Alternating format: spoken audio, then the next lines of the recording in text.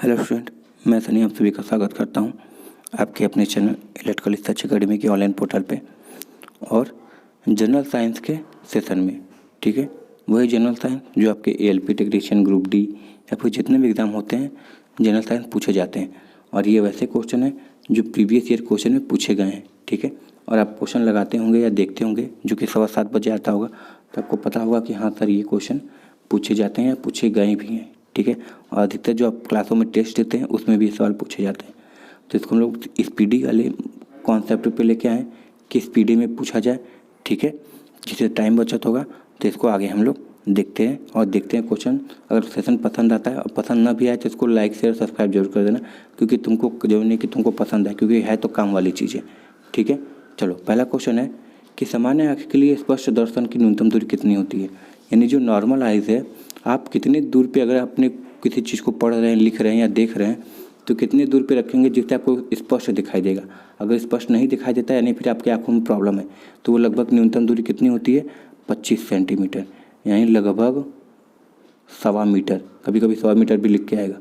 ठीक है, तो 1.25 मीटर की दूरी पे ही हमको नॉर्मल चीज़ें दिखाई देती हैं। ठीक है, फिर वही कहानी, एलपीजी का मिश्रण क्या होता है। एलपीजी का full form liquid petroleum gas. ठीक है, इसमें किस किस चीज़ का मिश्रण होता है, तो सर ब्यूटेन और प्रोपेन होता है।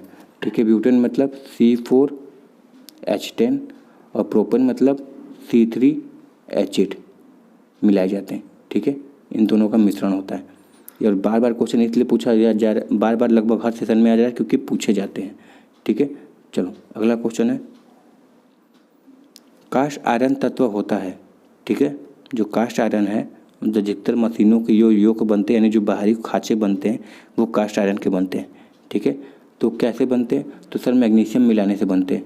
क्या मिलाने से, मैग्नीशियम मिलाने से बनते हैं। ठीक है, चलो आगे देखते हैं। विद्युत ऊर्जा मापने के लिए उपयोग की जाने वाली मीटर कहलाता है। ठीक है, तो जो विद्युत ऊर्जा ने जो हमारे घरों में जो हमारी बिजली कितनी खपत हुई, जिसको हम लोग बोलते हैं कि 1 यूनिट बिजली आई, 5 यूनिट बिजली आई, वो एक्चुअली किसकी यूनिट होती है। 1 यूनिट बराबर क्या होता है, 1 यूनिट बराबर क्या होता है, 1 किलोवाट आवर होता है। ठीक है, तो कौन सी मीटर होती है, तो उसको बोलते हैं किलोवाट आवर मीटर या फिर सिंगल फेज एनर्जी मीटर भी बोलते हैं। ठीक है, और ये किसके प्रकार का होता है, तो सर ये हमारा होता है इंटीग्रेटिंग इंस्ट्रूमेंट या फिर किलोवाट आवर मीटर इंस्ट्रूमेंट होता है। ठीक है, चलो अगला क्वेश्चन देखते हैं, किस सेल को संग्राहक सेल कहते हैं। संग्राहक सेल मतलब जिसको चाहें स्टोरेज बैटरी बुलाइए, स्टोरेज बैटरी। तो हम लेड एसिड सेल जो होता है उसको स्टोरेज बैटरी भी कहते हैं। क्यों, क्योंकि इसको चाहे तो बार बार चार्ज करो डिस्चार्ज करो, बार चार्ज करो डिस्चार्ज करो। और बहुत सी बैटरी देखे होंगे जो तुम्हारे रिमोट में लगते हैं, मोबाइल के एसी उसी के, कि एक बार चार्ज हो गया, ठीक है, फिर उसको डिस्चार्ज कर ली तो फिर दोबारा उसको चार्ज नहीं कर सकते। ठीक है, तो वो कौन से होते हैं, हमारे द्वितीयक सेल होते हैं। ठीक है, क्या होता है, द्वितीयक सेल होता है। चलो अगला क्वेश्चन देखते हैं, किस पदार्थ के प्रतिरोध का ताप गुणांक लगभग 0 होता है। ठीक है, तो ये देखो, ये जो सिल्वर लिखा है ना, ये गलत लिखा है। 0 की बात बोला तो 0 होता है यूरेका का, लगभग यूरेका का या फिर मैग्नीन का होता है। ठीक है, ये सिल्वर का क्या होता है, पीटीसी होता है।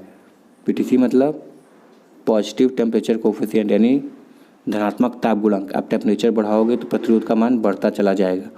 ठीक है, तो ये गलत दिया है, सिल्वर नहीं होगा। ठीक है, चलो अगला देखते हैं। सही है, तो मैग्नीन या फिर यूरेका होता है, ना कि सिल्वर। ठीक है, चलो अगला, बैटरी की अवस्था ज्ञात की जाती है। बैटरी की अवस्था मतलब सिंपल यही पूछ रहा है कि बैटरी कितनी चार्ज है या डिस्चार्ज है, ये किससे पता चलेगा, उसके वोल्ट मीटर से ही। ठीक है, तो वोल्ट मीटर द्वारा ही पता चलता है। ठीक है ना, चलो अच्छा, ये जो लिखा होता है कभी कभी जो पूछता है कि जो बैटरी पे 1.5 वोल्ट लिखा होता है वो एक्चुअली होती क्या है। ठीक है, जैसे तुम रिमोट वाली बैटरी देखोगे तो उस पर 1.5 वोल्ट लिखा होता है, तो एक्चुअली होता है वो ईएमएफ होता है। ठीक है, उसको बोलते हैं इलेक्ट्रोमोटिव फोर्स, यानी विद्युत गतिकी बल होता है। ठीक है, तो इसको याद रखना, वो हमेशा ईएमएफ होता है। अब बात आई पीतल। ठीक है, तो पीतल बनाने के लिए तांबे में क्या मिलाते हो, तो सर पीतल बनाने के लिए, यानी जिसको ब्रास बोलते हैं, बनाने के लिए तांबे में हम जिंक धातु की मिश्रण करते हैं। ठीक है, यानी इसमें क्या करते हैं, जिंक धातु बनाते हैं, जिसको हम लोग एक तरीके से अलॉय भी बोलते हैं। ठीक है, कभी कभी एलॉय पूछता है कि तांबा में किस एलॉय का प्रयोग करते हैं, तो सर कॉपर प्लस जिंक का प्रयोग होता है। ठीक है, याद रखना पीतल में कॉपर प्लस जिंक का उपयोग किया जाता है। चलो, आंसू गैस में किसका रासायनिक नाम क्या होता है? पूछा है कि अश्रु गैस का रासायनिक नाम क्या होता है। तो अश्रु गैस का रासायनिक नाम होता है क्लोरोएसिटोफेनॉन। जैसे बोलते हैं ना कि आंसू गैस के गोले दागे गए, ठीक है, जो धुआं तुम्हारी आँख में जाएगा तो तुमको बहुत तेज़ी से तुम्हारी आँख में आंसू आएंगे, तुम बर्दाश्त नहीं कर पाओगे। ठीक है, तो जो छोड़े जाते हैं अधिकतर दंगों में पुलिस द्वारा, वो क्लोरोएसिटोफेनॉन होती है उस सिलेंडर में। ठीक है, जब वो फ्री होता है तो फिर हमको आँख में आंसू आते हैं। ठीक है, तो वो क्या होता है सर? क्लोरोएसिटोफेनॉन कहते हैं। ठीक है, चलो अगला क्वेश्चन। जिन कोक को सबसे पहले आइसोलेट किया था, यानी जिन को, जिसको हम लोग बोलते हैं जिन, तुम्हारा जिन सही नहीं है, तुम्हारे पापा का जिन सही नहीं तो तुम्हारा कैसे सही होता है, गाली गलौच में कहते हैं। तो जो जिन को सबसे पहले आइसोलेट किया था, मतलब एक तरीके से संचित किया था, एक जगह सुरक्षित रखा था, वो कौन था? वो था हरगोविंद खुराना थे। कौन थे? वो थे हरगोविंद खुराना थे। ठीक है, चलो अगला देखते हैं। शनि के रिंग की खोज का श्रेय किसको जाता है? यानी हमको पता है कि जो सैटर्न होता है, यानी जो शनि होता है, उसके चारों तरफ वलय होते हैं। ठीक है, तो उसके तरफ जो वलय होता है उसकी खोज किसने की थी? उसकी खोज गैलीलियो ने की थी। गैलीलियो जानते हैं, टेलीस्कोप की भी खोज किसने की थी? गैलीलियो ने की थी। और कितने बड़े साइंटिस्ट, ये बताने की ज़रूरत नहीं है।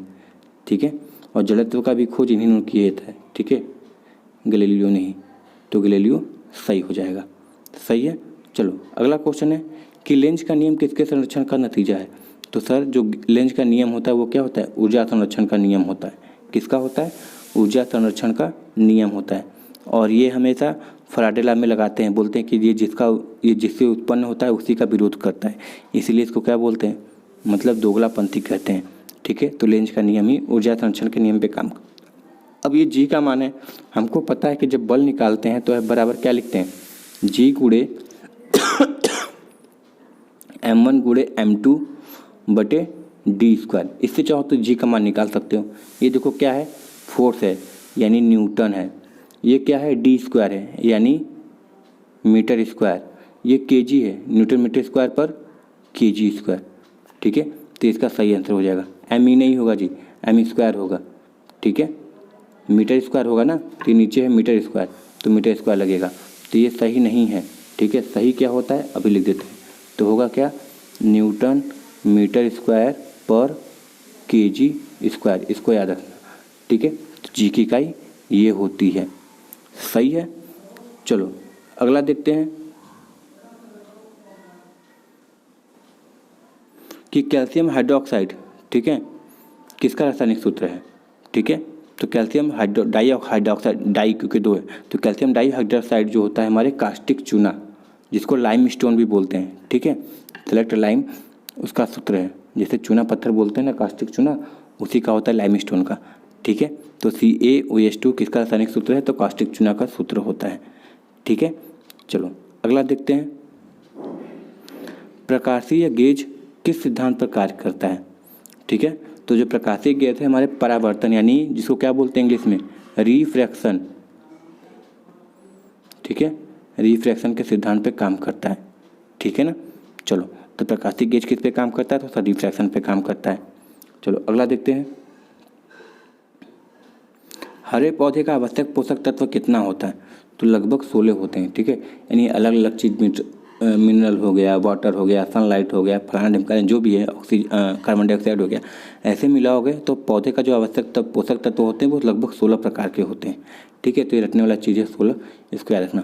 और ये सारे क्वेश्चन तुम्हारे ALP या टेक्नीशियन लोको पायलट में पीछे प्रीवियस साल में पूछे गए हैं। ठीक है, तो इसको ध्यान से देख लेना, सारी सीरीज जुड़ी हुई है। ठीक है, जनरल साइंस की सीरीज़ बनी हुई है चैनल पे, चाहो तो उसको जाके देख लेना। ठीक है, लगभग अभी तक 200-250 क्वेश्चन करा दिए हैं हमने।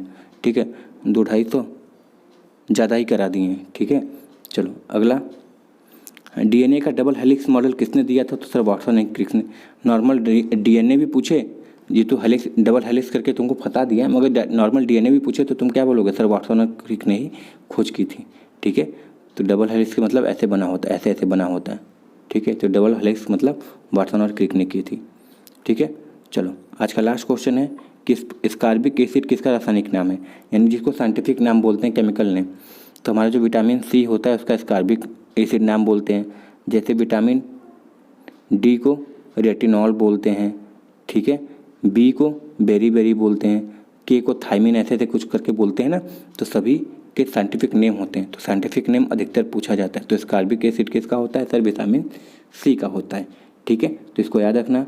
आई होप बापू सेशन पसंद आया, और सेशन पसंद आया तो बाबू चैनल को सब्सक्राइब जरूर कर दो। सब्सक्राइब नहीं पढ़ते हैं, ठीक है, इसलिए पढ़ाने का मन भी नहीं करता। फिर ये होता है कि अपनी तरफ से मेहनत करें, फिर भगवान देगा तो देगा, ठीक है। तो मेरे लिए तो भगवान मतलब जो पढ़ता है वही बच्चा है, ठीक है। तो सेशन को लाइक शेयर सब्सक्राइब जरूर कर देना। मिलते हैं नेक्स्ट वीडियो में। Thank you very much and all the very best.